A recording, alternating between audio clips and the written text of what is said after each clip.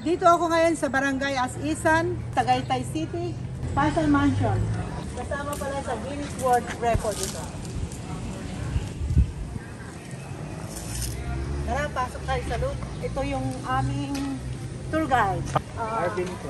Arvin. Arvin. Arvin, siya si Arvin. Opo. Ano masasabi mo, Arvin? Welcome po sa Puzzle Mansion, ma'am. Buti po nakarating kayo dito sa Puzzle Mansion. Oo nga. O, sige, tara. Pasok. Dito po. Bago pumasok sa Puzzle Mansion Museum, dadaan muna dito sa ticketing booth. Bibili muna ng ticket. Ito yung bilihan ng ticket nila. Wow, na-feature pala sila talaga. Oh. Manila Bulletin. The Philippine Star.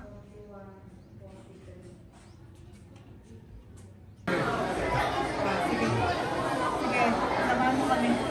Dito po muna tayo, ma'am, sir. Bibigyan ko lang kayo ng maikling information about dito sa Puzzle Mansion. So, lahat po ng puzzles na makikita nyo dito sa loob ay isang tao lamang ang nakasemble. So, siya po ay si Miss Georgina Hill from Taytay Rizal at isa din siyang businesswoman. So, ang business niya po ay nagtatahi ng mga maternity dress. Nag-start siya mag-assemble ng puzzles so siya ay 35 years old. At natanggap niya ang award ng Guinness noong November 29, 2012. At hanggang ngayon ay hawak pa rin natin ang title bilang the largest collection of jigsaw puzzle.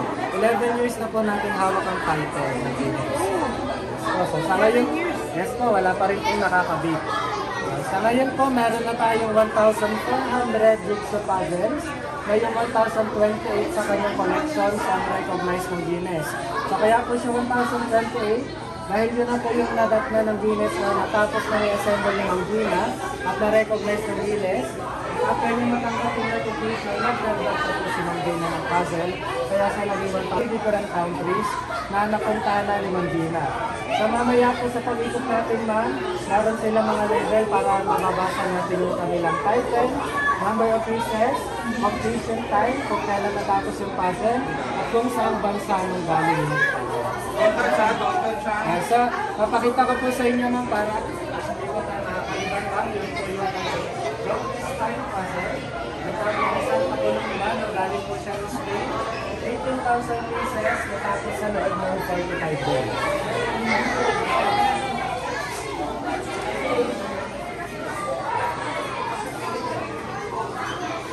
And so ito naman po, ma'am, sir, yung kanyang sample ng woven artifacts puzzle. So ito po mga woven artifacts puzzle. So ito po kung mapapansin nyo po, pag nilapitan nyo yan, pag tinignan nyo ng malapitan, mapapansin nyo na meron siyang mga hidden objects or different shapes na hindi tulad ng common puzzle na may same cast. This puzzle na medyo dark colors, na silinderas ng galing din siya ng Spain, 10,000 pieces na tapos na ng Gina sa loob ng 15 days. Okay. Kaya po nga magdadaanan natin sa kabilang side yung kanyang Eiffel Tower puzzle. Dito po tayo. Teka, may Mona Lisa. Yes po, Mona Lisa Puzzle. puzzle. Sige, puntahan natin yung Mona Lisa.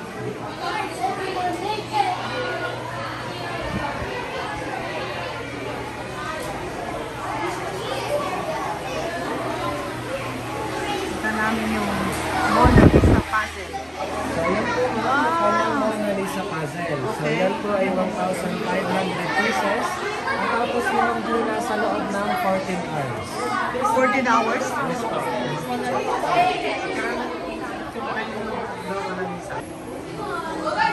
Yan yung Mona Lisa. Ilang days niya ginawa to? So yan po ay 14 hours po ng assembly ng Gina, 1,500 pieces. 14 hours. Yes po, so ito po magaling naman siya sa Spain. Yes. Nagagaling na rin ako sa Spain. So ito po yung puzzle portrait. Puzzle portrait ni Ma'am Gina. So ito po ay nasa age 50s na po siya dyan. Okay. Siya ang gumawa ng mga puzzle. Yes. Ito yung Ito po yung kanyang family picture. So isa lang po dyan yung anak niya. Then kasama ng ilang mag-asawa, yung mga pamangkin ni Ma'am Gina. Ito siya, no? Then ito naman po si Ma'am Gina nung dalaga pa po siya. Okay. So ayan po ang tinatawag natin na 4D cityscapes. So kung mapapansin niyo po, dalawang klase yan ang puzzle. So yung isang puzzle, yung platform niya ay jigsaw puzzle at yung mga buildings sa ibabaw ay Lego type puzzle. The city of Chicago.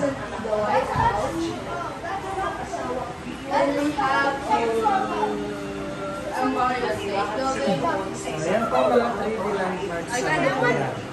Okay.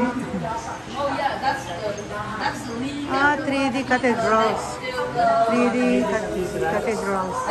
Open up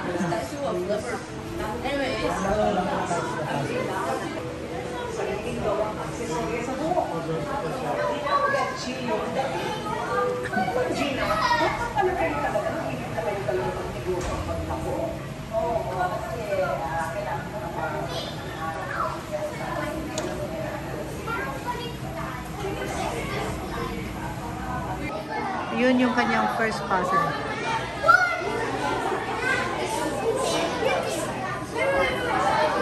Daming tao dito.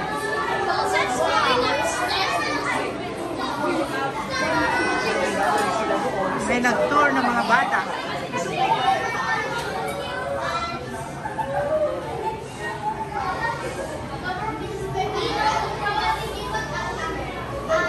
Ano po ma'am yung kanyang the first puzzle. Inassemble ni Ma'am Gina noong year 1985. Okay. So, nabili yan ni Ma'am Gina sa US dahil niregalo niya yan sa nag-isa niyang anak. So, ito po ang second biggest puzzle, Pop Art by Kid Harry, na binubuo ng 32,000 pieces natapos ni Ma'am Gina sa loob ng 4 months. 4 months lang, ang galing talaga. Tapos yung kabila. So naman po, Philippine-made puzzle ni Ma'am Gina. So lahat po ng yan ay pinakustomize ni Ma'am Gina. Dito sa Pilipinas na ang gamit niya ay official photos ng postcard. So lahat po ng picture na ginamit dyan pag-may-ari ng government. Kaya kailangan ni Ma'am Gina na humingi ng permit ng copyrights galing government. At lahat po ng yan, si Ma'am Gina pa rin po ang nag-assemble. So ito naman po ang kanyang third biggest puzzle. Ang title po niya ay The Life. 24,000 pieces natapos ni Ma'am Gina sa loob ng 6 months. So ito na rin po yung huling puzzle na inassemble ni Ma'am Gina bago siya nag-pass away last 2014 at the age of 63. Okay. Yan, so ito po yung kanyang 3 biggest puzzle nang galing sila sa Germany. At sila po ay mga limited editions puzzle. At ito ang kanyang first biggest. Ang title po niya ay Wildlife. 33,600 pieces by 1 year and 8 months. Natapos i-assemble ni Ma'am Gina.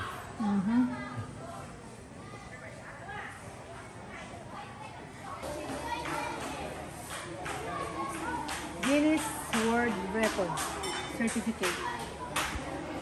The largest collection of jigsaw puzzles consists of 1,028 different sets and was achieved by Georgina G. Lacuna, Philippines, in Tagaytay City, Philippines on 29 November 2022.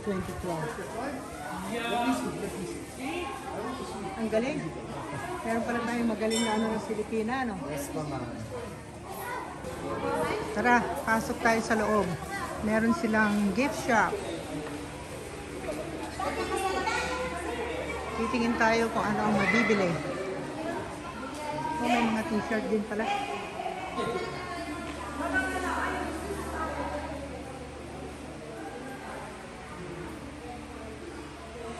Gift shop dito sa Puzzle Mansion, Tagaytay City.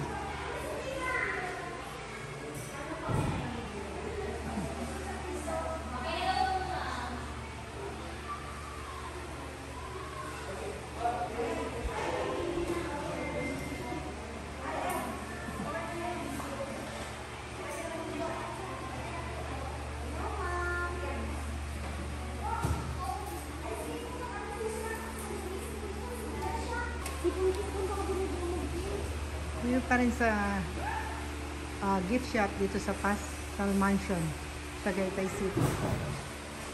Ayan yung mga pinagbibili nila.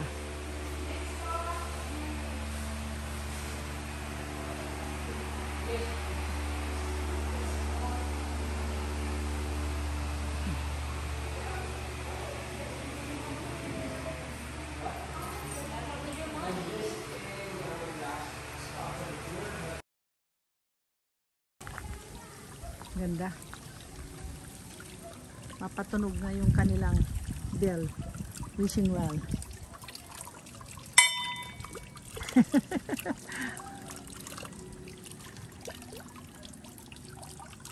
Yun, dapat maghulag ka ng coins. Maghulog ng coins dito.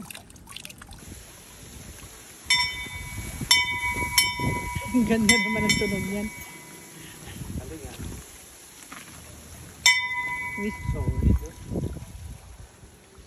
Yan, dito sa Pastel Mansion pa rin. Kasama ito.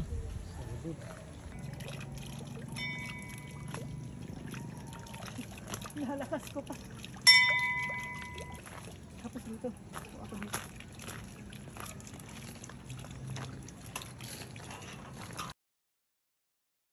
Ito yung ating naging tour guide. Ano pangalan mo? Arvin po. Si Arvin. Dito sa Pastel Mansion sa Tagaytay. Okay. Bye for now. Please like and subscribe to my channel. Bye!